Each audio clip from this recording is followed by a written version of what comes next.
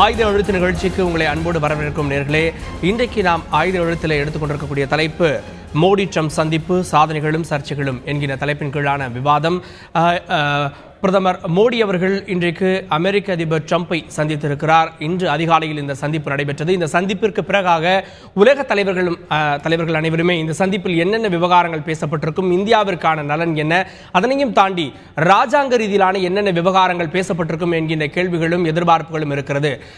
எப்போதுமே பிரதமர் மோடியினுடைய வெளிநாட்டு பயணத்தின் போது பல்வேறு ஒப்பந்தங்கள் கையெழுத்தாகும். இந்த முறை ஒப்பந்தங்களுடைய எண்ணிக்கை மிக குறைவாக இருப்பதாக தெரிகிறது. ஆனால் பேசப்பட்ட விஷயங்கள், அதே போல ட்ரம்ப் அவர்கள் திரு மோடி அவர்களை புகழ்ந்து பேசியிருக்கக்கூடிய விஷயங்கள், இது எல்லாமே அடுத்த ஒரு கட்டத்திற்கான ஒரு நல்ல நட்பினுடைய தொடக்கமாக, அமெரிக்காவுக்கும் இந்தியாவுக்கும் இடையிலான நல்ல நட்பினுடைய தொடக்கமாக இது இருப்பதாக பார்க்கப்படுகிறது. அதே போல மற்றும் ஒரு புறம் நேற்று நடைபெற்ற இந்தியர்களிடையிலான அந்த கூட்டத்தில் பேசிய திரு மோடி அவர்கள் இதற்கு முன்பு இருந்த ஆட்சியை போல இல்லை, இந்த 3 ஆண்டுகள் ஆட்சியிலே ஊழல் மற்றும் லஞ்ச லாவண்யம் இல்லை என்பதை தெரிவித்திருக்கிறார். இதற்கு காங்கிரஸ் உள்ளிட்ட எதிர்க்கட்சிகள் கண்டனம் தெரிவித்திருக்கிறார்கள். வெளிநாடுகளில் போய் இந்தியாவில் இருக்கக்கூடிய உள்நாட்டு பிரச்சனைகளை, உள்நாட்டு அரசியலை பேசுவது நாகரிகமா என்கிற கேள்விகளும் வந்திருக்கிறது. மற்றும் ஒரு பார்வையில் தொடர்ச்சியாக பிரதமர் வெளிநாட்டு பயணங்களையே மேற்கொண்டு கொண்டிருக்கிறாரே, ஒரு நாட்டினுடைய உள்நாட்டில் எத்தனையோ பிரச்சனைகள் இருக்கிறது, ஏன் வெளிநாட்டு பயணத்தை மேற்கொள்கிறார் என்கிற கேள்விகளும் எழுந்திருக்கிறது. அதை பற்றி தான் இன்றைக்கு நாம் விவாதிக்க இருக்கிறோம். இன்று நம்முடைய அரங்கத்தில் 4 சிறப்பு விருந்தினர்கள் இணைகிறார்கள். முதலாவதாக பாஜக துணைத் தலைவர் திருமதி வானதி ஸ்ரீனிவாசன் அவர்கள் இணைகிறார்கள், அவரை வரவேற்கும். அடுத்ததாக காங்கிரஸ் கட்சியினுடைய சட்டமன்ற கொறடா எம்எல்ஏ திருமதி விஜயதன் அவர்கள் இணைகிறார்கள், அவரையும் வரவேற்கும். அடுத்ததாக ஊடகவியலாளர் திரு கோமல் அன்பரசு அவர்கள் இணைகிறார், அவரையும் வரவேற்கும். சாமானியர்களுடைய பிரதிநிதியாக திரு ஜெயபிரகாஷ் இணைகிறார், அவரையும் வரவேற்கும். என்னுடைய முதல் கேள்வி திருமதி வானதி ஸ்ரீனிவாசன் அவங்கள்ட்ட ஆரம்பிச்சா நல்லா இருக்கும்னு நினைக்கிறேன். எப்பவுமே ஒரு பயணம் அப்படின்னா ஒரு நட்பு ரீதியான ஒரு பயணமாக இருக்கும், அல்லது காரிய ரீதியாக மறைமுகமாக பல விஷயங்கள் பேசப்பட்டிருக்கும். இந்த பயணம் அமெரிக்காவை மையப்படுத்தி மற்ற 2 நாடுகளுக்கு மெயின் ஃபோக்கஸ் ஃபார் அமெரிக்கா. இந்த பயணம் ராஜாங்க ரீதியிலான பயணமா அல்லது நட்பு முறைக்காக சென்று வரக்கூடிய பயணமா? ஒரு நாட்டினுடைய பிரதமர் நட்புங்கிற ரீதியில தனியா போக முடியாது. அப்படின்னா அது பர்சனல் விசிட். நீங்க கேட்கிற கேள்வியிலேயே இது நட்பு பயணமா ராஜாங்க பயணமான அது ராஜாங்க பயணம். இது நட்புக்கு எங்க ஒரு பிரைம் மினிஸ்டர் அபிஷியலா போக முடியும்? It's not possible. இல்ல, ஏன் அப்படி கேக்குறேன்னா, ட்ரம்ப் அவர்கள் முதல் முறையாக அதிபராக பதவியேற்ற உடனடியா நட்பு ரீதியாக போய் சந்திக்கக்கூடிய நட்பு ரீதியாக ஒரு கண்ட்ரி முடிவெடுத்தா கூட அது ராஜாங்க விஷயம் தான் அர்த்தமே தவிர தனிப்பட்ட நட்பு பயணங்கிறது ஒண்ணு இல்ல. இது அரசுமுறை பயணம்ன்றதை நான் ஏத்துக்கிறேன். இது அரசுமுறை பயணம், அதுல மாற்று கருத்து இல்ல. அதுல ஒரு நல்ல நண்பரை எதிர்நோக்கி காத்திருக்கிறேன், நல்ல நண்பரை எதிர்நோக்கி காத்திருக்கிறேன். ராஜாங்க பயணத்தில் இது நட்புக்காக ஏற்படுத்தப்பட்ட பயணமா அல்லது வேற ஏதோனும் காரணங்கள் இருக்காங்க வேணா தொடர்ச்சியா கேட்கலாமே தவிர ராஜாங்க பயணமா நட்பு பயணமான்னு கேட்க முடியாது. பிரதமர் போனா அது ராஜாங்க பயணம் தான். ஓகே, ராஜாங்க ரீதியாக ராஜாங்க ரீதியாக இந்த பயணத்தில் என்னென்ன வெற்றிகள் கிடைத்திருக்கிறது? ஒரு நாட்டினுடைய ஒரு ஜனநாயக ரீதியாக தேர்ந்தெடுக்கப்பட்ட அதிபர் அவர் பதவியேற்றதற்கு பின்னால முதல் முறையாக இந்தியாவினுடைய பிரதமர் அவரை சந்திக்கின்ற விஷயம். ஒரு நட்பு ரீதி அப்படின்னு எடுத்துட்டாலும் ராஜாங்க விஷயங்களை பொறுத்த வரைக்கும் 2மே நம்மளுக்கு முக்கியம். ஒரு நாட்டினுடைய உறவை எப்படி மேம்படுத்திக் கொள்வது, அந்த உறவின் காரணமாக நம்முடைய நாட்டிற்கு கிடைக்கக்கூடிய பலன்கள் என்ன, அதுதான் ஒவ்வொரு நாட்டினுடைய அதிபர்களோ அல்லது பிரதமர்களோ சுற்றுப்பயணம் உலக அளவில் செய்யும் போது அதுதான் நம்மளோட டார்கெட்டா இருக்கும். ஓகே, நான் கேட்கறது, குடியரசுத் தலைவர்கள் கூட வெளிநாடுகளுக்கு பயணம் மேற்கொள்கிறார், அவரும் நிறைய விஷயங்கள் பேசுறாரு. ஆனால் பிரதமருடைய பயணம் முக்கியத்துவம் வாய்ந்தது. ஒப்பந்தங்கள் கையெழுத்தாகும், பல நம்பிக்கைகளை, பல வாக்குறுதிகளை கொடுப்பாங்க. இந்த முறை அதிகப்படியான ஒப்பந்தங்கள் கையெழுத்தான மாதிரி இல்லையே வந்திருக்கக்கூடிய செய்திகள்ல? இது வெறும் நம்பர்ஸ் ஆஃப் நீங்க ட்ரீட்டிஸ் அப்படின்னு கணக்கு போட முடியாது. நீங்க எல்லா ஒப்பந்தங்களும் பிரதமர் தான் கையெழுத்து போடணும்னு அவசியம் இல்லை. அதுக்கு தனித்தனி டிபார்ட்மெண்ட் இருக்கு. காமர்ஸ் அண்ட் ட்ரேட்னா அதுக்கு தனி மினிஸ்ட்ரி இருக்கு. எக்ஸ்டர்னல் அஃபேர்ஸ்னா ஸ்டேட் மினிஸ்ட்ரியும் நம்மளுக்கு இருக்கு. அதனால பிரதமர் போடுற ஒப்பந்தங்களோட எண்ணிக்கை மட்டுமே நம்மளுக்கு கணக்கு இல்ல. பிரதமர் போடுற ஒப்பந்தங்கள் நான் சொல்லல, பிரதமர் போனதற்கு பின்பு இவ்வளவு முதலீடு வந்திருக்கிறது, ஜப்பான் பயணம் முடித்த உடனே 2 லட்சம் கோடி ரூபாய் வந்து விட்டதுன்னு நீங்க தான் பிரச்சாரம் பண்ணீங்க. அப்போ அமெரிக்காவுக்கு சென்றிருக்கார், எவ்வளவு முதலீடு வருகிறது அப்படின்ற ஒரு கேள்வி சாமானியர்களுக்கு எப்படிங்க ஒரு நாள் பயணத்துல சொல்ல முடியும்? ஒப்பந்தங்கள் தான் நான் கேட்கிறேன். முதலீடுகள் வருவது காலதாமதமாக வரும். கரெக்ட். இன்னைக்கு முதல் தடவை ஒரு அதிபரோட ஒரு பேச்சுவார்த்தை நடத்துறாரு. Energy sector, commerce and trade, இந்த மாதிரி விஷயங்கள்ல, குறிப்பாக நம்முடைய கடல் சார்ந்த விஷயங்கள்ல நிறைய விஷயங்கள் பேசப்பட்டிருக்கு. நிறைய அவர் ஒரு ட்ரூ ஃப்ரெண்ட் அப்படின்னு சொல்லக்கூடிய அளவில், ஏன்னா நம்மளுக்கும் குறிப்பாக அவரை பதவியேற்றதற்கு பின்னால நம்மளோட வீசா தொடர்பான பிரச்சனைகள் நிறைய இருக்கு. நம்மளுக்கு அது இல்லைங்கள, ஒவ்வொரு கண்ட்ரிக்கும் அவங்களோட சொந்த குடிமக்களுடைய பாதுகாப்பு, அவங்களுடைய பணி தொடர்பான விஷயங்கள்ல சில கொள்கை மாற்றங்கள் ஏற்படுது. அந்த மாதிரி அமெரிக்காவிலையும் ட்ரம்ப் அவர்கள் வந்ததற்கு பின்னால சில மாற்றங்கள் வந்திருக்கு. அது எப்படி இந்தியாவை எந்த சூழல்ல ஹவு பெஸ்ட் நம்ம அதை கொண்டு போய் அவங்களோட ரிலேஷன்ஷிப்ல நம்ம லிங்க் பண்ண முடியும், அந்த பிரச்சனைகளை எப்படி களைவது, அதற்கு முன்னால உட்கார்ந்து பேசி சுமூகமாக இந்த பிரச்சனைகளை எடுத்து சொல்லக்கூடிய ஒரு சுமூகமான நட்புறவை நாம் ஏற்படுத்திக் கொள்ள வேண்டும். அந்த விதத்துல பிரதமர் மோடி அவர்கள் அமெரிக்காங்கிறது மட்டும் இல்ல, இன்னைக்கு உலக நாடுகள், நிறைய உலக நாடுகள் இன்று ஏன் பிரதமர் மோடியை அவர்களை நீங்க ஒரு காலத்துல இந்திய நாட்டினுடைய பிரதமர் அப்படிங்கிற ஒரு சாதாரணமாக இருக்கக்கூடிய நிகழ்வுகளை தாண்டி பல்வேறு நிகழ்வுகளை இன்னைக்கு உலகம் முழுக்க அவர் செல்கின்ற இடங்களில் நாம பார்க்கிறோம். குறிப்பாக இந்திய சமூகத்தினரிடம் அவருக்கு கிடைக்கின்ற மரியாதை, வரவேற்பு, அந்த இந்திய சமூகத்தினர் வெளிப்படுத்துகின்ற அவர்கள் இதுவரை இருக்கக்கூடிய நிலைமைக்கும் இன்றைக்கு இந்தியாவினுடைய மதிப்பு அப்படிங்கிற விஷயத்தை பொறுத்த வரைக்கும் அவர்கள் பார்வை மாறுபட்டிருக்கிறது. பல்வேறு நாடுகளில் குறிப்பாக G20 மாதிரியான நாடுகளுடைய முக்கிய விவாதங்களில் கூட இந்தியா எடுத்து வைக்கின்ற நிலைப்பாட்டிற்கு கிடைக்கின்ற ஆதரவு, குறிப்பாக நான் சொல்லணும்னு சொன்னா கருப்பு பணம் விவகாரம் தொடர்பாக இந்தியா முன்வைத்த விஷயங்களை G20 நாடுகள் ஏற்றுக்கொண்ட சூழலை நாம் இன்னைக்கு இந்தியா உருவாக்கிட்டு வருது. நாம் என்ன சொல்கிறோமோ அஜெண்டாவில் இந்தியா எடுத்து முன்வைக்கின்ற கருத்துக்களுக்கு கிடைக்கின்ற முக்கியத்துவம், இதையெல்லாம் நீங்க வச்சு பார்க்கும்போது இன்றைக்கு இந்தியாவிற்கும் அமெரிக்காவுக்குமான ஒத்துழைப்பு என்பது பல்வேறு விதங்களில் மேம்பட்டு வருகிறது. அதுல இந்த பயணம் அப்படிங்கிறது மிகுந்த முக்கியத்துவம் வாய்ந்தது. உடனடியாக இதுல நம்ம என்ன பலன்கள் அப்படின்ற எதிர்பார்க்க முடியாது. சொல்றேன், முதலீடுகளை கணக்கில் எடுத்துருக்காங்க. நீங்களே சொன்னீங்க H1B விசா விவகாரத்துல 1,29,000 விசாக்கள் வழங்கப்பட்டது இந்தியர்களுக்கு. இனி அவர்களுடைய அந்த அமெண்ட்மெண்ட் பாஸ் ஆனதுக்கு அப்புறமா ஒரு 20,000 விசாக்கள் தான் வழங்கப்படக்கூடிய ஒரு சூழல் இருக்கு. இத பத்தி பேசியிருக்கலாம்ல. இத பத்தி இதுவரைக்கும் எந்த ஒரு அறிவிப்புமே அறிவிப்பு ஓபனா வர முடியாதுங்க இப்போதைக்கு ஸ்டேஜ்ல. அதுக்காக அதை பத்தி பேசலன்னு அர்த்தம் இல்ல. நம்மளோட மெயின் கன்சர்ன் அது. Okay, right. ஏன்னா சிலிகான் வேலையில இந்த பாதிப்பு அப்படிங்கிறது அவங்களுக்கு இருக்கு, அவங்களுக்கு இல்லாம இல்ல. அதனால அதுல அவரோட தேர்தல் அறிவிப்பு அல்லது தேர்தல் வழிமுறைகளுக்காக ஒரு விஷயம் வெளிப்பட்டிருந்தாலும் கூட நிச்சயமா அதை பத்தி பேசல அப்படிங்கறது இல்ல. ஓகே, நம்மளுடைய பேச்சுவார்த்தைகள்ல அதுவும் முக்கியமான அங்கம். ஓகே, ரைட், புரிந்து கொள்ள முடிகிறது. சொல்லுங்க திரும்ப விஜயதரணி. பிரதமர் அவர்கள் வெளிநாடு செல்கிறார்கள்.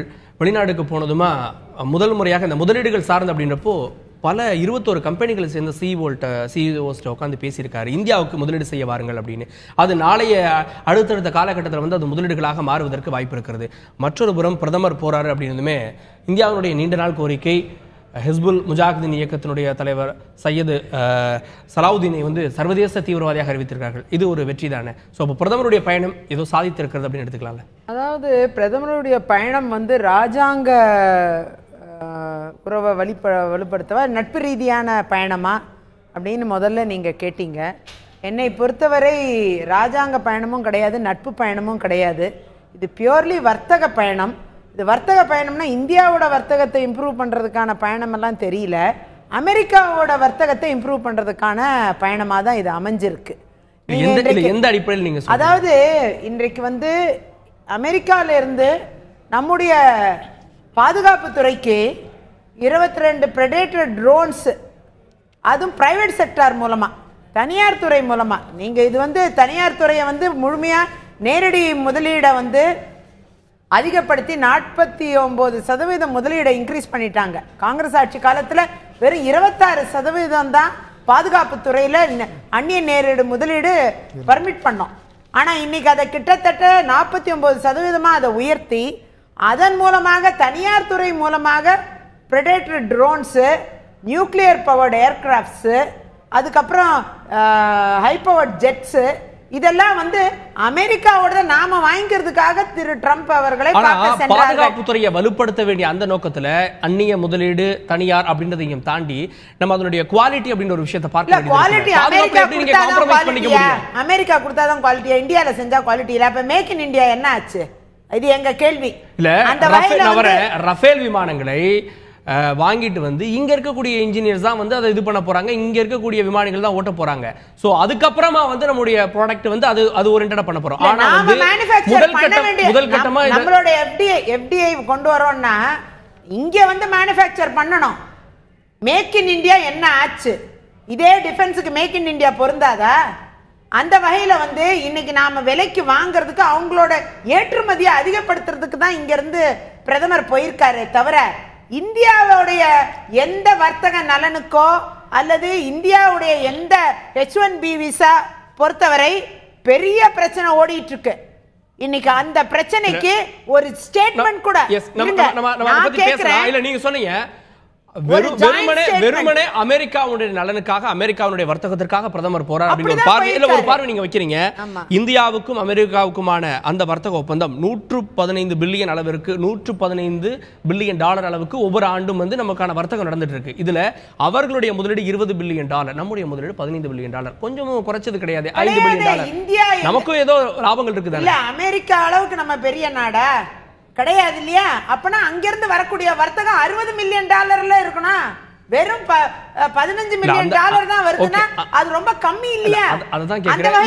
இந்த $15 மில்லியன் இதுவரைக்கும் ஆன மொத்த இது கேக்குறேன். இதுவரைக்கும் இந்தியா சுதந்திரம் அடைந்து இதுவரைக்கும் வந்திருக்கக்கூடிய அமெரிக்காவிடமிருந்து வந்திருக்கக்கூடிய அப்ப பெருமங்கு உங்களுக்கு தான் இருக்கு. காங்கிரஸ் தான் குளோபலைஸ் பாலிசி கொண்டு வந்த பிறகு காங்கிரஸ் ஆட்சி காலத்துல தான் இது பல மில்லியன் டாலராக உயர்ந்தது. அமெரிக்கால இருந்து இந்தியாவுக்கு இன்வெஸ்ட்மெண்ட்ங்கிறது அதிகபட்சமாக நீங்க வந்து PV நரசிம்மராவ் ஆட்சி காலம், டாக்டர் மன்மோகன் சிங் ஆட்சி காலம் என்று இந்த ஆட்சி காலம், ராஜீவ்காந்தி ஆட்சி காலம் என்று இந்த ஆட்சி காலத்துல தான் அதிகமாக நமக்கு வந்து இன்வெஸ்ட்மெண்ட்ஸ் வந்தது. லாஸ்டா டாக்டர் மன்மோகன் சிங்கோடைய ஆட்சி காலத்துல 10 ஆண்டு காலம் நம்ம அதிகமான இன்வெஸ்ட்மெண்ட்ஸை ஈர்த்திருக்கோம். அதன் பின்னர் இப்ப அந்த டிஃபரன்ஸை பாத்தீங்கன்னா கொஞ்சம் தான் உயர்ந்திருக்கு. அந்த அளவுக்கு பெரிய பேசக்கூடிய அளவுக்கு உயரல. இன்னைக்கு அவங்களுடைய வர்த்தகத்தை தான் நாம இம்ப்ரூவ் பண்றதுக்கு இங்க இருந்து பிரதமர் போறாரு. எனக்கெல்லாம் ஆச்சரியமா இருக்கு. நாம என்ன முதலீடை ஈர்த்திருக்கோம் இது வரைக்கும்? நான் 2 விஷயம் நான் கேட்கிறேன். ஒன்னு, அவர் போனதால H1B விசால பிரச்சனையை தீர்த்துட்டோம். நாங்க வந்து கரண்ட் லாட்டரி சிஸ்டம்லயே H1B விசாவை அலோவ் பண்றேன்னு திரு டொனால்ட் ட்ரம்ப் அவர்களை அறிவிக்கை செய்ய வச்சிருக்கணும். பிரதமர் அதை செய்ய வைக்கல, இவரும் அறிவிக்கல. ஜாயிண்ட் ஸ்டேட்மெண்ட்ல ஒரு லைன் கூட 2 பேர் ஸ்டேட்மெண்ட்லயும் இல்ல. ஸ்டேட்மெண்ட் இல்ல. ஆனா வானதி என்ன இருக்கு? ஆனா பேசிருக்காங்க. இது ஸ்டேட்மெண்ட்ல கொண்டு வரல. அவர்கள் மீண்டும் என்ன சொல்றாரு? மீண்டும் சொல்றாரு மெரிட் பேஸ்ட் செலக்ஷன் தான் இருக்கும், வாய்ப்பே கிடையாதுங்கறாரு. அப்ப இது எந்த அளவுக்கு இந்தியாவுக்கு பலன் தரக்கூடியதா இருக்கிறது? ஊடகவியலாளர் கோமல் அன்பரசு, அரசியல் ரீதியான குற்றச்சாட்டுகள், அரசியல் ரீதியான பார்வையை தவிர்த்து விட்டு இந்த பயணத்துல ஒரு தேசத்தினுடைய நலனுக்காக என்னென்ன விஷயங்கள் அடங்கி இருக்கிறது? மோடி அவர்களுடைய இந்த பயணம் ஒரு சில விஷயங்களில் ஒரு குறிப்பிடத்தக்க வெற்றியை பெற்றிருப்பதாக நான் கருதுகிறேன். அவர் அங்கே போய் இறங்குற உடனே முதல் நாள் அவர் வரவேற்பு கொடுக்குறாங்க. அந்த வரவேற்பு கொடுத்த உடனே நாம் இந்தியாவுடைய நீண்ட நாள் கோரிக்கை, இந்த இஸ்புல் முசாஹிதீன் அமைப்பினுடைய தலைவர் சையது சலாவுதீனை ஒரு உலக பயங்கரவாதியாக அறிவிக்க வேண்டும் என்கிற அந்த கோரிக்கையை ஏற்று அறிவித்திருக்கிறார்கள். இந்த பதான்கோட் இராணுவ தாக்குதலிலே தான் தான் நான் செய்தேன் அப்படி என்று நேரடியாக ஒப்புக்கொண்டவர் அந்த சையது சலாவுதீன். அப்போ அவரை உலக பயங்கரவாதியாக அறிவிக்கப்பட்டிருப்பது அது இந்தியாவுடைய நீண்ட நாள் கோரிக்கைக்கு கிடைத்த ஒரு வெற்றியாக பார்க்கலாம். ஒன்று. ரெண்டாவது, நேற்று அங்கே பேசுகிற பொழுது பிரதமர் அவர்கள் சில செய்திகளை சீனாவுக்கு குறிப்பாக நெருக்கடி கொடுக்குற அளவிற்கு, சீனாவுக்கு நெருக்கடி கொடுக்குற அளவிற்கான சில செய்திகளை அவர் சொல்லியிருக்கிறார். கடல் ஆதிக்கம், சீன கடல் பகுதிகளிலே சீனாவால் பாதிக்கப்படுகிற நாடுகளை மறைமுகமாக சுட்டிக்காட்டி அவர் பேசியிருக்கிறார். மலேசியா, புருனே, பிலிப்பைன்ஸ், வியட்நாம் போன்ற நாடுகள் சீனாவால் எந்த அளவிற்கு பாதிப்புக்கு உள்ளாகின்றன என்கிற செய்தியை தெளிவாக அவர் அங்கே பதிய வைத்திருக்கிறார். அதில் சீனாவுக்கு எதிரான ஒரு நிலைப்பாட்டை அமெரிக்கா எடுப்பதற்கு ஒரு அணி சேர்ப்பதற்கான ஒரு முயற்சியாக நாம் அதை பார்க்க வேண்டும். அது ராஜதந்திர ரீதியிலான நடவடிக்கை பார்க்க வேண்டும். அதே போல இந்த கம்பெனி சிஇஓஸ், முதன்மை செயல் அதிகாரிகளை சந்தித்திருப்பதிலும், சந்தித்த பிறகு அந்த தலைமை செயல் அதிகாரிகள் சில தகவல்களை வெளியிட்டிருக்கிறார்கள். சிஸ்கோ சிஇஓ, அமேசான் சிஇஓ, இவங்கெல்லாம் வந்து இந்தியாவில் தொடர்ச்சியாக தங்களுடைய முதலீடுகளை கொண்டு வருவதற்கும் தொழில் தொடங்குவதற்கும் அந்த பணிகளை செய்யப்போவதாக அவர்கள் அறிவித்திருக்கிறார்கள். இதெல்லாம் அவருடைய பயணத்துடைய வெற்றியாகத்தான் நாம் பார்க்க வேண்டும். அங்கே வந்து ஊழலை பற்றி பேசியிருக்கிறார் என்கிற செய்தி இந்தியர்களிடையே கொடுக்கிற போது ஊழலை பற்றி பேசியிருக்கிறார் என்கிற செய்தி வந்து இதை 2 கோணத்தில் பார்க்கலாம். ஒன்று, உலகளவிலே இந்தியா என்று சொன்னாலே ஊழல்தான் அப்படிங்கிற ஒரு எண்ணம் வெளிநாடுகளில் இருக்கிற இந்தியர்களுக்கு ஒரு தலைக்குனிவை தொடர்ந்து ஏற்படுத்தி வந்திருக்கிறது. அதுவும் சமீபத்திய ஆண்டுகளிலே அது எப்படி நடந்தது, விசாரணை முடிந்ததா, தீர்ப்பு வந்ததா என்கிற விவாதங்கள் எல்லாம் தாண்டி அதுல கடந்த 3 வருடங்களாக ஊழலும் லஞ்சமும் இல்லை அப்படின்னு ஒரு விஷயத்த சொல்றப்போ அது வந்து ஒரு பாசிட்டிவான விஷயம் தானே. ஆமா, அதான் சொல்ல வரேன். அப்போ அந்த செய்தியை அந்த வெளிநாடு வாழ் இந்தியர்கள் மகிழ்ச்சி அடைவதற்காக, வெளிநாடு வாழ் இந்தியர்கள் தங்களுடைய தேசம் ஒரு ஊழலற்ற பாதையிலே சென்று கொண்டிருக்கிறது என்கிற நம்பிக்கை அவர்களிடம் விதைப்பதற்காக கூட மோடி அவர்கள் அதை சொல்லியிருக்கலாம். அந்த வகையில் அது ஒன்றும் இந்த பயணத்திலே அவர் பேசிய செய்திகள் பெரிய அளவிற்கு தவறாகப்படவில்லை. ஆனால் இன்னொரு கோணத்திலே அதை நாம் கூர்ந்து கவனித்தோம் என்று சொன்னால், ஜவஹர்லால் நேருவுக்கு பிறகு உலகளவிலே ஏற்றுக்கொள்ளப்பட்ட தலைவராக, உலக மக்கள் தெரிந்த தலைவராக, உலகம் விரும்புகிற, உலகளவில் இருக்கிற இந்தியர்கள் விரும்புகிற தலைவராக இருக்கிற பிரதமர் திரு மோடி அவர்கள் இது போன்ற வெளிநாட்டு பயணங்களிலே இந்தியாவை கீழிறக்குகிற வகையிலான பேச்சுக்களை கூடுமான வரைக்கும் தவிர்ப்பது அவருடைய புகழுக்கு நன்மை சேர்க்கும் என்பது ஒரு நடுநிலையாளனாக என்னுடைய கருத்து. வெளிநாடுகளில் போனாலும் அங்க இருக்கக்கூடிய இந்தியர்களிடம் பேசினாலும் இங்கே இந்திய விவகாரங்கள் தொடர்பாக அரசியல் இருக்க விஷயங்கள் இதுவரை கடந்த விஷயங்களை பேசக்கூடாது. அதாவது உள்நாட்டு அரசியலை நேரடியாக ஒருவருக்கு ஒருவர் குற்றம் சாட்டுகிற விஷயங்களை பேசாமல் இவர் ஒரு உலக தலைவராக எமர்ஜ் ஆகி கொண்டிருக்கிறார், உலக தலைவராக உருவாகி கொண்டிருக்கிறார். அப்படிப்பட்டவர் உலகளாவிலான விஷயங்களை பேசுகிற பொழுது தீவிரவாதமோ, வறுமையோ, சுகாதார பிரச்சனை, உலகளவில் இருக்கிற பிரச்சனைகளை பற்றி பேசுகிற பொழுதுதான் அவருடைய அந்த பயணத்திற்கும் அவர் பெற்று கொண்டிருக்கிற அல்லது அவர் சென்று கொண்டிருக்கிற அந்த உயரத்திற்கும் ஒரு கௌரவம் சேர்ப்பதாக இருக்கும். நம்முடைய இந்தியாவிற்குமே அதுதான் மரியாதை சேர்த்துவதாக இருக்கும். இந்த பயணத்தை பொறுத்த மட்டிலே அவர் ஊழலை பற்றி பேசியிருப்பது 3 ஆண்டு காலம் ஊழல் இல்லாத ஆட்சியை நடத்திருப்போம் என்று சொல்வது வெளிநாடு வாழ் இந்தியர்களுக்கு ஒரு நம்பிக்கை ஊட்டும் விதமாக, ஊழல் இல்லை இந்த தேசத்திலே, இதுவரை நீங்கள் பேசிக் கொண்டிருந்த ஊழல் இல்லை, நீங்கள் வாருங்கள், தொழில் தொடங்குங்கள், நாம் சேர்ந்து நம் தேசத்தை உயர்த்துவோம் என்கிற அந்த கோணத்திலே அது இருக்கலாம். ஓகே, இனியும் அதை வந்து தவிர்ப்பது நல்லது வெளிநாடுகள் அப்படின்னு. ஓகே, புரிகிறது. சாமானியர்களுடைய பிரதிநிதியாக இருக்கக்கூடிய ஜெயபிரகாஷ், சாமானியர்கள்ட்ட பிரதமர் அவர்கள் வெளிநாடு பயணம் போகிறார் அப்படின்னா என்ன ஒப்பந்தம் கையெழுத்தாகிறது அப்படின்னு ஒரு பெரிய ஒரு பார்வை கிடையாது. இல்லை நீங்களும் இது அப்படிதான் பார்க்குறீங்களா? இவர் வந்து கடந்த 3 ஆண்டு காலத்தில் இவ்வளோ நாடுகளுக்கு போயிருக்கார் அப்படின்றத பார்க்குறீங்களா? இல்லை ஒவ்வொரு முறையும் அவர் சாதித்திருக்கிறார், இந்த அமெரிக்க பயணமும் இந்த மற்ற 3 நாடுகளுக்கான பயணமும் ஒரு சாதனையாக பார்க்குறீங்களா? இல்லை, இதில் பாசிட்டிவ் நெகட்டிவ் நான் பார்க்கல. இதில் போனதில் இதுக்கு முன்னாடி இருந்த நட்பு நாடுகளுடைய கொஞ்சம் வலு சேர்க்கிற ஒரு விதமாக தான் இதை நான் பார்க்குறேன். ஆல்ரெடி வந்து பாதுகாப்பு ரீதியாக நம்ம ரஷ்யா கிட்டையும் இஸ்ரேல் போன்ற நாடுகள்கிட்டையும் உறவு வச்சுருக்கோம். அதே போல் இந்த மாதிரியான அமெரிக்கா போன்ற வளர்ந்த நாடுகள்கிட்ட நம்ம உறவு வச்சுருக்கிறது ஒரு நல்ல விஷயம்தான். இப்போ 10 நாளுக்கு முன்னாடி கூட சைனா வந்து சிக்கிம் கிட்ட வந்து தாக்குதல் பண்ணுச்சு. இந்த மாதிரி சைனா வந்து நமக்கு எதிரான அந்த தாக்குதலில் ஈடுபடும் பொழுது அதற்கு ஒரு பதிலாக இவங்க பக்கத்தில் இருக்கிற ஒரு வளர்ந்த நாடு கிட்ட நம்மளை இன்னும் வளர்ந்த நாடாக காட்டணும்னா பக்கத்தில் இருக்கிற பெரிய நாடுகிட்ட கை கோர்க்கிறது ஒரு நல்ல விஷயம் தான், நல்ல விஷயமா நான் பார்க்கப்படுறேன். சைனா போன்ற பெரிய நாடுகளை ஒரு அச்சுறுத்துகிற விதமாக தான் இந்த சந்திப்பு இருக்குது. இந்த குளோபல்ஸ் டைம்ன்ற பத்திரிகையில் சைனாவை இதை பதிவு பண்ணியிருக்கு. இந்தியாவை வந்து ஒரு கருவியாக தான் பயன்படுத்த போகிறாங்க அமெரிக்கர்கள், அவங்கள வச்சு தான் காய் நகர்த்த போகிறாங்க அப்படின்ற மாதிரி போட்டிருக்கு அந்த பத்திரிகை. இப்போ அந்த மாதிரியான சூழலில் இந்த சந்திப்புன்றது ஒரு நல்ல சந்திப்பாக தான் இருக்குது. அதே நேரத்தில் இவங்க பேசின மாதிரி அந்த H-1B அந்த விசா விஷயங்களை பற்றி பேசியிருந்தார். ஆனால் அதுக்கான கரெக்டான தீர்மானமாக எதுவும் சொல்லப்படலை. அது நடவடிக்கை எடுக்கப்படும் இல்லை நடவடிக்கை எடுக்கப்படாது, அது சம்மந்தமாக எதுவும் பெருசாக விவாதிக்கப்படலை. வெளியில் வந்து சொல்லும் போது தீவிரவாதத்தை பற்றி நாங்கள் பெருசாக பேசணும், நிறைய பேசணும், நிறைய விஷயங்களை விவாதித்தோம். அதே நேரத்தில் தீவிரவாதத்தை பற்றி முழுமையாக விவாதித்தோம் அப்படின்றத அவர் வெளியில் சொல்கிறார். தீவிரவாதப்படி தான் இன்றைக்கி இந்த கூட்டமே வந்து நம்ம எப்படி பார்க்கணுன்னா, தீவிரவாத அச்சுறுத்தல் நாடுகளில் இந்தியாவும் ஒரு நாடாக இருக்குது. அந்த நாடுகள் கூட இப்போ அதுக்கு எதிராக செயல்படுற நாடுகள் கூட கை கோர்க்கும் போது அமெரிக்கா கூட கை கோர்க்க வேண்டிய தேவைகள் இருக்குது. அந்த மாதிரி தான் இதை பார்க்க வேண்டியது. வானதி ஸ்ரீனிவாசன், ஒரு நபரை சர்வதேச தீவிரவாதியாக அறிவித்திருப்பது இந்தியாவிற்கான அந்த அச்சுறுத்தலை குறிப்பாக அந்த காஷ்மீர் பகுதியில் குறைத்திருக்கிறது அப்படின்றது ஒரு பாராட்டத்தக்க விஷயமாக இருந்தாலும், வெளிநாடுகளுக்கு போயிட்டு இங்க இருக்கக்கூடிய அரசியல் நிலவரங்களையும் லஞ்சம் ஊழல் அப்படின்ற விஷயங்களை பேசுவது வெளிநாட்டு இப்போ இந்தியா அமெரிக்காவை தவிர்த்து பிற நாட்டு ஊடகங்களை பார்க்குறப்போ இந்தியா மீதான பார்வையை தவறாக காட்டுகிறதா? இல்லை, இருக்காது. நான் அதுக்கு முன்னாடி உங்களோட கேள்விக்கு பதில் சொல்லி நான் அடிஷ்னலாக 2 விஷயம் சொல்லணும், அதையும் நான் சேர்த்து சொல்லிடுறேன். நீங்கள் வந்து இந்தியாவோட கோரிக்கைகள் ஒன்று, ஏன்னா நம்மளுக்கு வந்து இன்னைக்கு ஒரு பயங்கரவாதத்திற்கு பாதிக்கப்படக்கூடிய நாடுகளில் நேரடியாக அமெரிக்காவும் பாதிக்கப்பட்டிருக்கு, நாமளும் இருக்கோம். நம்ம 2 பேர்த்துக்கும் பொதுவான ஆட்கள் அப்படின்னு சொல்லி பார்க்கும்போது ஒரு சில அமைப்புகள் இருக்காங்க, லஷ்கர் இ தொய்பா மாதிரி லிஸ்ட் அவுட் பண்ணுறாங்க. அதில் மிக முக்கியமான ரொம்ப நாள் நம்மளோட விஷயங்கள் பேசிகிட்டு இருக்கிறோம் அவங்களோட அதுல அவரை வந்து அறிவிக்கணும் சர்வதேச தீவிரவாதியா அப்படின்னு சொல்லி அறிவிச்சிருக்கோம் சையது சலாவுதீன். ரெண்டாவது, நாம இந்த மாதிரியான நம்மளுக்கு ஒரு நாட்டோட பேச போறோம் அப்படின்னு சொன்னா பல்வேறு விஷயங்கள். இப்போ யுஎனோட பர்மனன்ட் கவுன்சில்ல நம்ம வந்து கேட்கிறோம், அதுக்கு நம்ம ஆதரவு கொடுத்துட்டே இருக்காங்க. யுஎஸ் வந்து எகைன் ட்ரம்ப் வந்து புதுசா பதவியேற்றா கூட இந்தியாவுக்கு ஒரு நிரந்தர உறுப்பினர் யுஎன் கவுன்சில்ல நாங்க சப்போர்ட் பண்றோங்கிறாரு. அதுல இந்த மாதிரியான சேஞ்சஸ் அவங்களோட பாலிசிஸ்ல பெருசா இல்ல. இந்தியாவோட தொடர்ச்சியாக நட்புறவு இருக்கணும் அப்படின்னு விருப்பப்படக்கூடிய இடத்துல நாம் இருந்துட்டு இருக்கோம். ஒரு அதிபருடைய தேர்தலோ அவர் தேர்தலின் போது அறிவிக்கப்பட்ட கொள்கைகளோ நம்மோட நாட்டோட உறவை பெருமளவு பாதிக்கல. ஒன்று.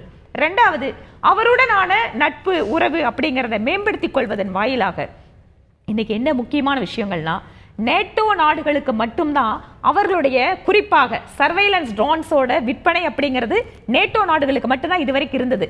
ஆனா இந்தியாவிற்கு இதில் என்று விலக்களித்து இந்தியாவுக்கு நம்ம விற்கிறதுக்காக ஒத்துக்கிறாங்க. அங்க ஜெட் இதெல்லாமே நாம வந்து எதுவுமே வாங்கல. நாம வாங்கி இருக்கிறது நம்மளுடைய கடல் பகுதியினுடைய பாதுகாப்புக்காக வாங்கப்பட்டிருக்கிற ட்ரோன்ஸ். இதன் மூலமாக நாம கடல் பிராந்தியத்துல சைனாவோட இன்ஃப்ளூயன்ஸை குறைக்க முடியும்.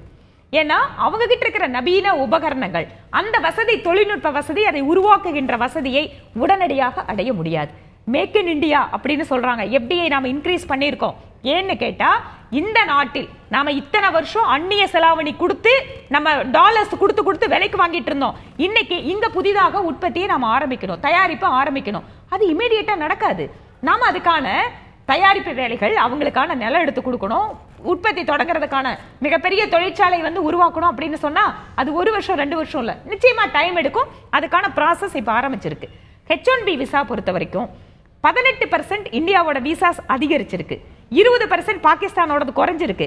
H1B விசால அவரு ட்ரம்ப் வந்து ஒரு கொள்கை முடிவு எடுத்திருக்காரு. அந்த நாட்டினுடைய குடிமக்களுக்கு முக்கியத்துவம் தருவதாக தேர்தல் வாக்குறுதி அது. ஆனா இதுவரைக்கும் எக்ஸிகியூட்டிவ் ஆர்டர் அவர் போடல, சொல்லிட்டு இருக்காரே தவிர அவருமே இன்னும் ஆக்ஷனுக்கு வரல. எக்ஸிகியூட்டிவ் ஆர்டர் போட்டு அந்த கொள்கையில அவர் உறுதியா இருக்காருன்றது தெரியும், எப்படினாலும் அதை இம்ப்ளிமெண்ட் பண்ணிடுவாருன்றது தெரியும். ஆரம்ப நிலையிலே பேசுறதானே சிறப்பா இருக்கும். என்னோட நாட்டு குடிமக்களுக்கு நான் ஒரு தேர்தல் வாக்குறுதியை கொடுக்கிறேன், அதையே நான் ஆட்சிக்கு வந்ததுக்கு அப்புறம் நிறைவேற்றணும்னு சொல்றேன். மக்கள் என்னை தேர்ந்தெடுத்து அதிபர் ஆக்குகிறார்கள் அல்லது பிரதமர் ஆக்குகிறார்கள். அந்த கோரிக்கையை நிறைவேற்றணுங்கிற கடப்பாடு அவருக்கு இருக்கு இல்லையா? அப்போ இன்னொரு நாடு பாதிப்பிற்கு உள்ளாகும், இல்ல இன்னொரு நாடு பாதிப்பிற்கு உள்ளானாலும் என்னுடைய குடிமக்களை நான் பாதுகாக்க வேண்டும் ஒரு நாட்டோட அதிபர் மக்களுக்கு சொல்லலாம். அதை நாம எப்படி அதை அடுத்த கட்டமாக எடுத்துட்டு போறது? அந்த உறுதி, அதே உறுதி நம்முடைய பிரதமருக்கு இருக்கணும்ல. என்னுடைய நாட்டு மக்களை பாதுகாக்கணும், நான் வந்து இங்க இருந்து 1.5 லட்சம் பேர் வருஷத்துக்கு போறாங்க. என்ன சொல்றேன், நம்ம நாட்டு மக்களை நம்ம நாட்டு எல்லைக்குள்ளாக பாதுகாக்கிறதுல பிரதமர் தவறியதான் நீங்க சொல்றது கரெக்ட்.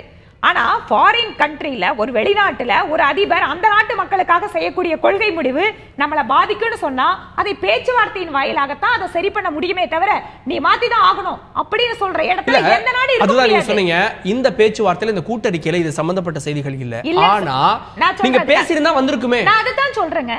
எக்ஸிகியூட்டிவ் ஆர்டர் போட்டு செயல்படுத்தாத இருக்கக்கூடிய ஒரு ஆர்டரை நான் வந்து ஸ்டேட்மெண்ட்ல சொல்லணும் அப்படின்னு எப்படி எதிர்பார்க்கறீங்க? அவரு ஒரு முடிவு எடுத்திருக்காரு, அதை இன்னும் அரசாங்க ரீதியாக செயல்படுத்தவில்லை, அதற்கான ஆணை இல்லை. அப்போ ஒரு ஆணையே இல்லாத ஒரு விஷயத்துல போய் நான் ஜாயிண்ட் ஸ்டேட்மெண்ட்ல இதை போடுவேன்னு ஒரு அரசாங்கத்துக்கு ரெண்டு அரசாங்கத்துக்கு ஜாயிண்ட் ஸ்டேட்மெண்ட் வர முடியுமா? முடியாது. நீங்க எக்ஸிகியூட்டிவ் ஆர்டரே இல்ல, இது வரைக்கும் ட்ரம்ப் போடல. அவர் இத்தனை நாள் பேசிட்டு இருக்காரே தவிர அது செயல் வடிவத்துல இன்னும் வரல. ஒன்று. ரெண்டாவது, H1B விசால நம்மளுடைய பாதிப்புக்கு நாம அதை எப்படி சரி பண்ணணுங்கிற ஸ்டேஜுக்கு நம்ம அடுத்த லெவல் போய் ஆகணும். அது நம்மளுக்கு ஏற்பட்டிருக்கக்கூடிய ஒரு சேலஞ்ச், நம்மளுக்கு இருக்கக்கூடிய சவால். அதனால பல்வேறு தரப்பு நூற்றுக்கணக்கான விஷயங்கள் ஒரு நாட்டோட நம்ம பேச வேண்டி இருக்கு. அதுல எது பிரதானம்? நம்மளுடைய தேசனுடைய பாதுகாப்பு, நம்ம வியாபார தொடர்புகள் எவ்வளவு வந்து நம்மளுக்கு அவங்களுக்குமான ட்ரேடில் வந்து நம்ம அதிகப்படுத்தி இருக்கோம். நம்முடைய பொலிட்டிக்கல் பொசிஷன், அரசியல் ரீதியாக உலக நாடுகள்ல இந்தியாவிற்கு இருக்கக்கூடிய நிலைப்பாட்டிற்கு அவர்களுடைய ஆதரவு அல்லது எதிர்ப்பு, இந்த மாதிரி விஷயங்கள்ல தான் நாட்டினுடைய அதிபரும் பிரதமருடைய பேச்சுவார்த்தை இருக்க முடியுமே தவிர ரொம்ப மைன்யூட்டா இருக்கிற டீடைல்ஸ் எல்லாம் செக்ரட்டரி லெவலும் மினிஸ்டர் லெவல்ல தான் அதை டீல் பண்ணுவாங்க. நம்மளுக்கு வெளியில வருது மைன்யூட்டா அப்படின்றப்போ இந்த H1B விசா அதுக்குள்ள வந்துருது அப்படின்றீங்க. நான் அதுதான் திருப்பியும் சொல்றேன். H1B உங்களுடைய கருத்தை புரிஞ்சுக்க முடியுது. அவங்களுடைய செனட்ல அந்த பில் இருக்கு, அது பாஸ் ஆகி அது வந்து இம்ப்ளிமெண்ட் ஆனா ஆர்டர் வரும்போதுன்றீங்க. பிரச்சனை வந்து தொடங்குறப்ப அதுக்கு பேச்சுவார்த்தை நடத்துறது சாதாரண சொல்றேன். பிரச்சனை தொடங்குறது இல்ல அதனுடைய ஆரம்ப கட்டம் அப்படின்னு சொன்னா கூட அந்த நாட்டினுடைய அதிபருடைய ஒரு கொள்கை முடிவு அப்படிங்கறத இந்தியாக்காக மட்டுமே அவங்க வந்து உடனடியா நாங்க மாத்திக்கிறோம்னு சொல்ல மாட்டாங்க.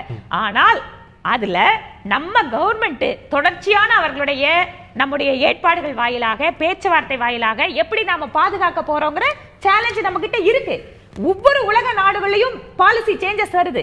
ஈரான் நாட்டிலேயோ ஈராக்லயோ நம்ம செவிலியர்கள் வேலை செய்யறாங்க, அந்த உள்நாட்டில் ஒரு குழப்பம் வருது, நாங்க வேலைக்கு போனோம் 3 வருஷம் வேலை செஞ்சுதான் ஆகணும்னு சொல்ல முடியாது. அந்த நாட்டினுடைய அரசியல் சூழல் மாறும்போது நம்ம அவங்களை காப்பாத்தி கொண்டு வரோம். இந்த மாதிரி பல்வேறு நிகழ்வுகளை நாம அதற்குரிய தளத்துல சந்திக்கணும். எல்லாத்தையும் ஒட்டுமொத்தமா ஒரு ஃப்ரேம்வொர்க்ல ஒருவேளை இந்த பிரச்சனை விஸ்வரூபம் எடுக்கிறப்போ அதற்கான சரியான தீர்வு எடுக்கப்படும் அப்படின்றீங்க.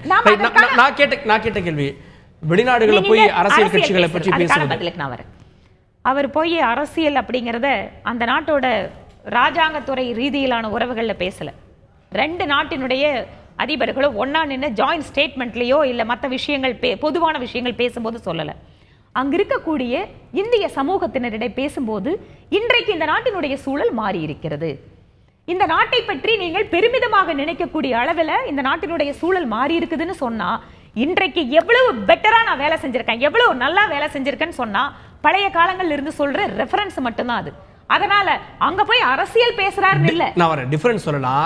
என் வீட்டுல என் குடும்பத்தை சார்ந்த ஒரு நபர் சரியில்லைன்றத நான் இன்னொருத்தருடைய வீட்டுல போயிட்டு அங்க இருக்க ஒரு நபர்கிட்ட சொல்ற மாதிரி ஆயிராதா? இன்னொருத்தர் நபர் அவங்க இல்லைங்க, இன்னொரு நாடுங்க அது. அங்க இன்டர்நேஷனல் மீடியாஸ் எல்லாருமே இருக்காங்க. இன்டர்நேஷனல் மீடியாஸ்க்கு முன்னாடி அவர் சொல்றாரு அப்படின்னா இன்டர்நேஷனல் லெவல்ல இந்த பிரச்சனை வந்து வேறு விதமாக அவர் பப்ளிஷ் பண்றாருன்னு தான் அர்த்தம். இந்தியாவை பத்தி யாருக்குமே எதுவுமே தெரியாதா? இல்ல இந்தியாவில் நடந்த ஊழல்களை பத்தி வாஷிங்டன் போஸ்ட், நியூயார்க் டைம்ஸ்லயும் கட்டுரைகள் வரலையா? அப்பெல்லாம் போகாதவானோ இப்ப வந்து திரு மோடி அவர்கள் சொன்னதுனால உங்களுடைய வாதப்படி நடந்ததாகவே இருக்கட்டும். இப்போ எல்லா இடங்களுக்கும் போயிட்டு அதை பப்ளிஷ் பண்ணிட்டு இருக்காரு. நடந்தது அப்படின்னு உறுதிப்படுத்திட்டு இருக்காரா? நான் உறுதிப்படுத்துறதுக்காக சொல்லல. அவரு இந்திய நாட்டினுடைய சூழல் மாறி இருக்கிறது, நான் என் மீது நம்பிக்கை வைத்து மக்கள் எனக்கு கொடுத்திருக்கின்ற தலைமை பொறுப்பை, இந்த அரசாங்கத்தை நான் எப்படி நடத்தி கொண்டிருக்கிறேன் அப்படிங்கிற விஷயத்தை அவர் சொல்றாரு. யாருகிட்ட? நம்ம நாட்டு மக்கள் கிட்ட சொல்றாரு. இங்கிருந்து போற நம்ம மச்சான் மாப்பிள்ள எல்லாத்துக்கிட்டும் அவங்க வேலை செய்யறாங்களே அவங்க கிட்ட உட்கார்ந்து சொல்றாரு, இந்த நாட்டை பற்றிய உங்களுடைய கருத்து இப்ப இந்த மாதிரி இருக்குது, என்னோட ஆட்சி அப்படிதான் பார்க்கணும். அப்படிதான் பார்க்க முடியும். இந்தியா பத்தி எதுவுமே தெரியாம இல்ல. இன்டர்நேஷனல் நம்முடைய குடும்ப உறவுகள்கிட்ட தான் பேசுறாரு, நம்முடைய இந்தியர்கள்ட்ட தான் பேசுறாரு. இவ்வளவு பிரச்சனைகள் இருந்தது, இதற்கு தீர்வு கண்டிருக்கும், ஊழலும் இருந்தது, லஞ்சமும் இருந்தது, இதுக்கெல்லாம் தீர்வு கண்டிருக்கும் அப்படின்னு சொல்றப்போ அதை நம்முடைய குடும்பத்தில் ஒருத்தர் பேசுற மாதிரி பார்க்கணுமா, இல்ல வெளிநாட்டுல போய் பேசுறதுனால இந்தியாவிற்கே அவமானம் ஏற்பட்டு விட்டது அப்படின்னு நீங்க காங்கிரஸ் சொல்ற மாதிரி அதே பார்வையில பார்க்கணும்? தொடர்ந்து பிரதமர் மோடி அவர்கள் தொடர்ந்து இதே தான் பண்ணிட்டு இருக்காரு. அவர் குணாதிசயத்துல எந்த மாற்றமும் காண முடியல. ஒவ்வொரு முறை அமெரிக்கா சென்றாலும் சரி, பிற நாடுகள் சென்றாலும் அவர் தொடர்ந்து இதையே முன்வைத்து கொண்டிருக்கிறார். நான் கேட்கிறேன், அப்படி பார்க்க போனால் இப்ப சத்தீஸ்கர்ல 36,000 கோடிக்கு நடந்த பொது விநியோகத்துறையில நடந்த ஊழலை பற்றி அவர் மறந்து விட்டாரா? அல்ல மத்திய பாஜக அரசாங்கம் இருங்க, காங்கிரஸ் ஆட்சி காலத்துல இவங்களும் குற்றச்சாட்டு வச்சது இன்னைக்கு ஏதாவது நிரூபணமாயிருக்கா? நாடாளுமன்றத்தை 1000 தடவை முடக்கினாங்க. அதை தான் இன்னைக்கு குற்றச்சாட்டை தான் போய் சொல்லிக்கிட்டு இருக்காரு அமெரிக்கால. அவர் குற்றம் நிரூபிக்கப்பட்டு யாரும் குற்றவாளி என்று நிரூபிக்கப்பட்டு தண்டனை பெறப்பட்டு அதை சொல்லல. எல்லா கேஸ் நடந்துட்டு இருக்குல, கிடையவே கிடையாது, குற்றம் சாட்டப்பட்டது தானே. அப்போ சத்தீஸ்கர் ரமன் சிங் பாஜக அரசாங்கத்தால் இழைக்கப்பட்ட 36,000 கோடி பொது விநியோகத்துறை ஊழல் என்ன ஆச்சு? மத்திய பிரதேச சிவராஜ் பாட்டீலால நடைபெற்ற வியாபம் ஊழல் என்ன ஆச்சு? வசுந்தரா தேவி சிந்தியாவுடைய அந்த லலித் மோடி ஊழல் என்ன ஆச்சு? சுஷ்மா ஸ்வராஜோட ஊழல் என்ன ஆச்சு? லலித் மோடிக்கு உதவி செய்தது. இது போன்ற பல்வேறு நீங்க பேசும்போது நான் பேசல, நான் பேசி முடிச்ச பிறகு நீங்க பேசுங்க. அந்த அளவில் வந்து இந்த ஊழல்கள் எல்லாம் பாஜக அரசாங்கத்தோட ஊழல் இல்லையா? பிரதமரை சம்பந்தப்பட்ட ஊழல் இல்லையா? இதெல்லாம் இன்னைக்கு ஊழல் இல்லாத ஒரு அரசாங்கத்தை நாங்கள் நடத்தி கொண்டிருக்கிறோம் பெருமையா போய் அங்க சொல்றாரு. காங்கிரஸ் ஆட்சி காலத்துல ஊழல் ஊழல் என்று பாராளுமன்றத்தை முடக்கி ஒரு தவறான பார்வையை சர்வதேச அளவில் கொண்டு சென்று இன்றைக்கு இந்தியாவுக்கு ஒரு கெட்ட பேர் வாங்கி தந்தவர் தான் பிரதமர் மோடி.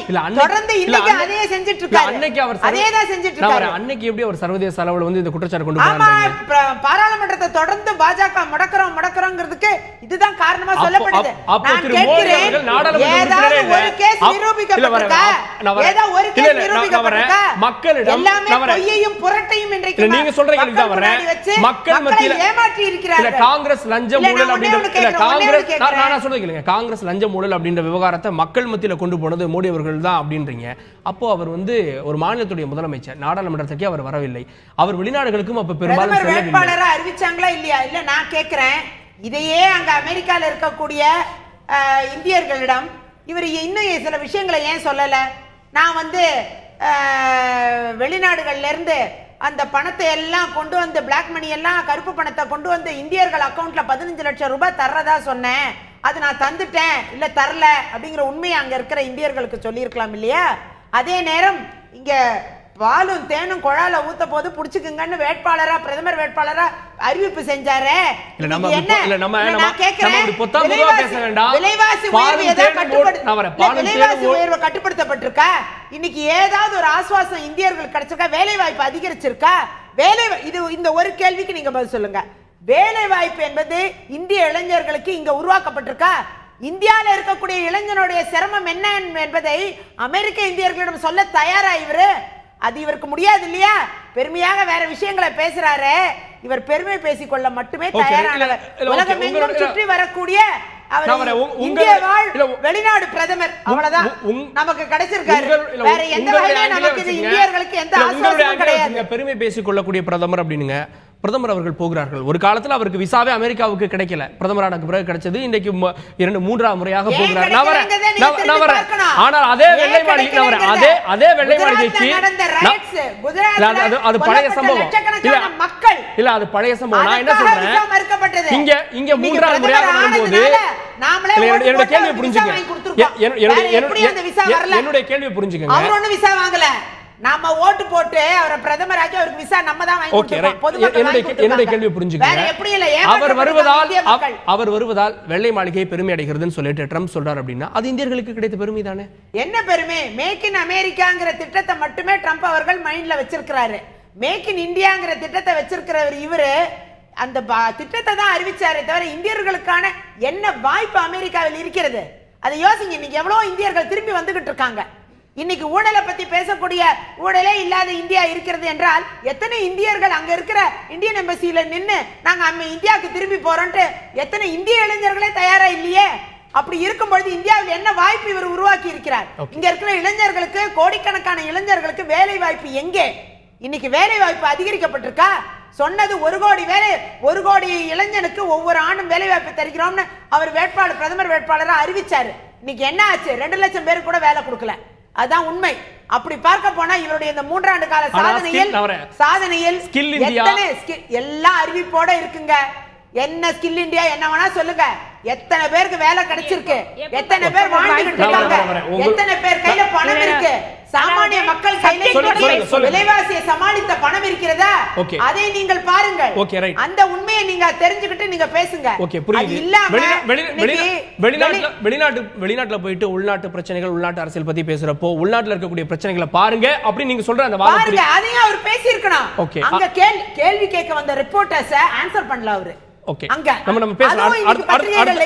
அடுத்த சொல்ல பேசலாம். அந்த கேள்வியை கூட அவர் சந்திக்க தயாரா இல்ல. திரு கோமல் போன இருமுறை சந்திச்ச இந்தியர்கள் கோமல் அன்பரசு இங்க ஏன் தயக்கமா? ட்ரம்ப் அவர்கள் சொல்றாங்க ஜிஎஸ்டி அங்கே பாஸ் ஆகுது, அதை போன்ற ஒரு மாற்றத்தை அமெரிக்காவில் எதிர்நோக்கி காத்திருக்கிறோம் அப்படின்றாங்க. ஸோ இந்தியாவுடைய பொருளாதாரத்தை அடுத்த கட்டத்துக்கு எடுத்து செல்கிறார் அப்படின்ற மாதிரியான பெருமை கூடிய விஷயங்களை எல்லாம் மோடி அவர்கள் மீது வைத்து ட்ரம்ப் பேசுகிறார்.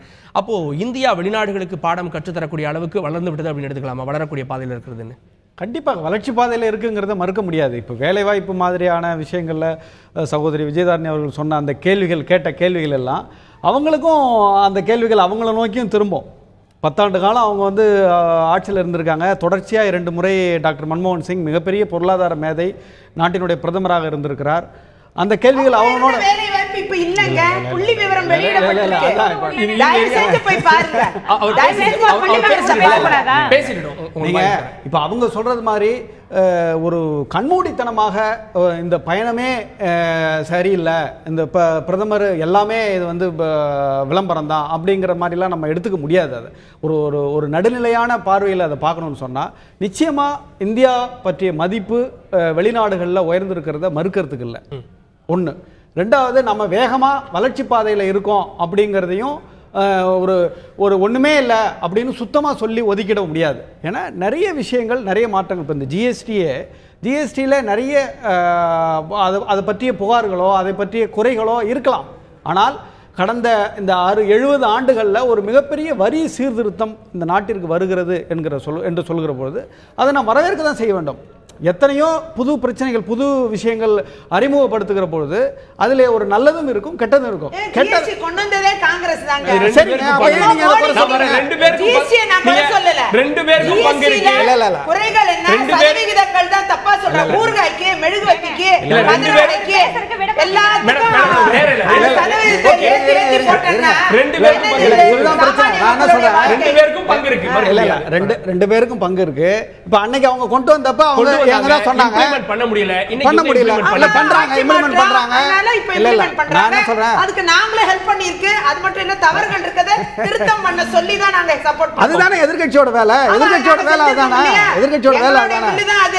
என்னமோ மோடிக்கு பெருமை சேர்த்துக்கிட்டு இருக்கீங்க. இல்ல நம்ம வந்து மோடிக்கு பெருமை சேர்க்கணுங்கிறதே என்னோட நோக்கம் இல்ல. முதல்ல ஒரு விஷயத்தை நீங்க தெளிவுபடுத்தீங்க. இல்ல நீங்க உங்கள மாதிரி கண்மூடித்தனமா எதிர்க்க வேண்டிய அவசியம் இல்ல.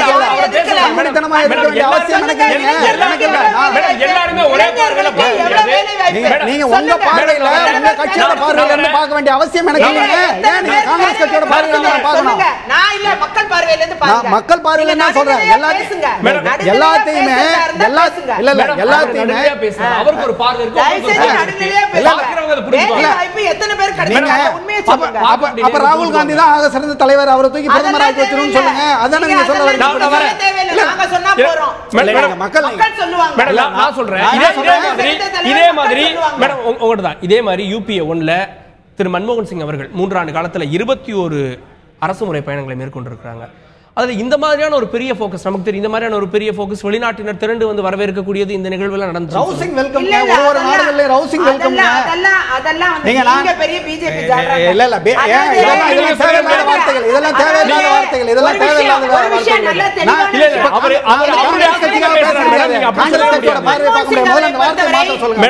எனக்கு அவசியம் இல்லையே. மேடம் அவர் ஒரு ஊடகவியலாளர். அவர் ஒரு ஊடகவியலாளர். எனக்கு உங்களை மாதிரி உங்க கட்சிக்காக பேசுற உங்களுடைய பார்வை இப்ப நீங்க பேசுற மாதிரி என்னாலயும் பேச முடியாது.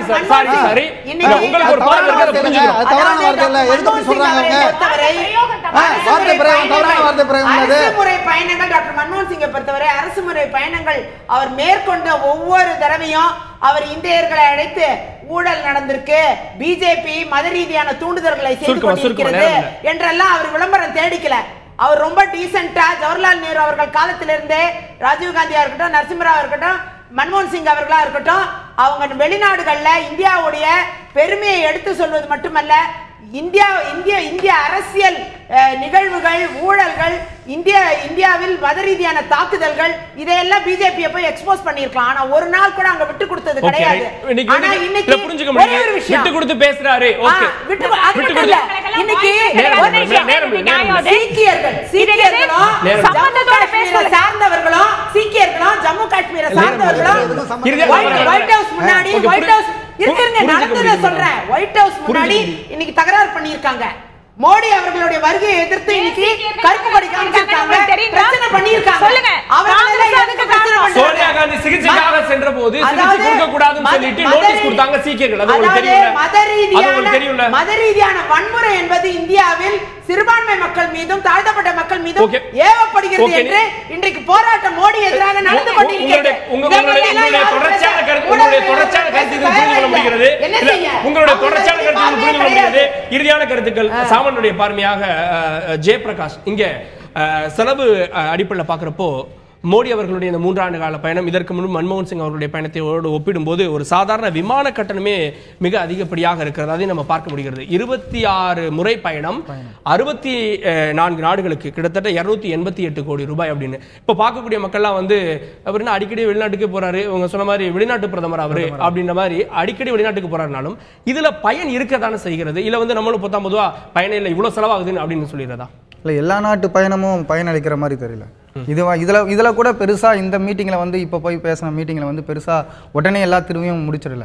இப்போ மேடம் பேசும்போது ஒன்று சொன்னாங்க, அங்கே அந்த தேசிய இனத்தை வந்து வளர்க்குற திங்கிங்கில் இருக்கிற ட்ரம்ப் வந்து எப்படி இந்திய நாட்டுக்கான இளைஞர்களுக்கு வந்து சப்போர்ட் பண்ணி சட்டத்தை மாற்ற முடியும் அப்படின்னு.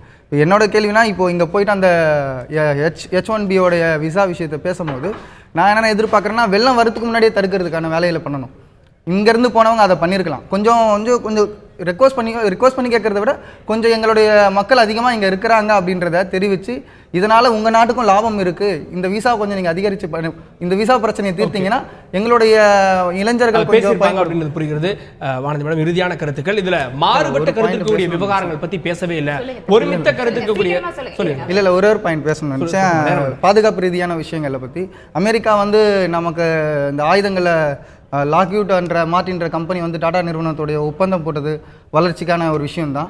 அதில் வந்து நம்ம நாட்டுக்கு வந்து இந்த இந்த இந்த பயணத்தப்போ அதையும் கொஞ்சம் பேசியிருக்கலாம் அப்படின்றது. ஓகே மேடம், இறுதியான கருத்தாக ஒருமித்த கருத்து இருக்கக்கூடிய அமெரிக்காவுக்கும் இந்தியாவுக்கும் ஒருமித்த கருத்து இருக்கக்கூடிய விஷயங்கள் தான் பேசப்பட்டது. மாறுபட்ட கருத்து இருக்க விஷயங்களை பேசல அப்படின்னு ஒரு செய்தி வரப்போ, மாறுபட்ட கருத்து இருக்க விஷயங்களை பேசினா தானே அது ஒரு பேச்சுவார்த்தையாக? இல்லை, பேச்சுவார்த்தையில் முடிவுக்கு வரக்கூடிய ஜாயிண்ட் ஸ்டேட்மெண்ட்ல ஒத்த கருத்துக்கள் மட்டும்தான் வரும்.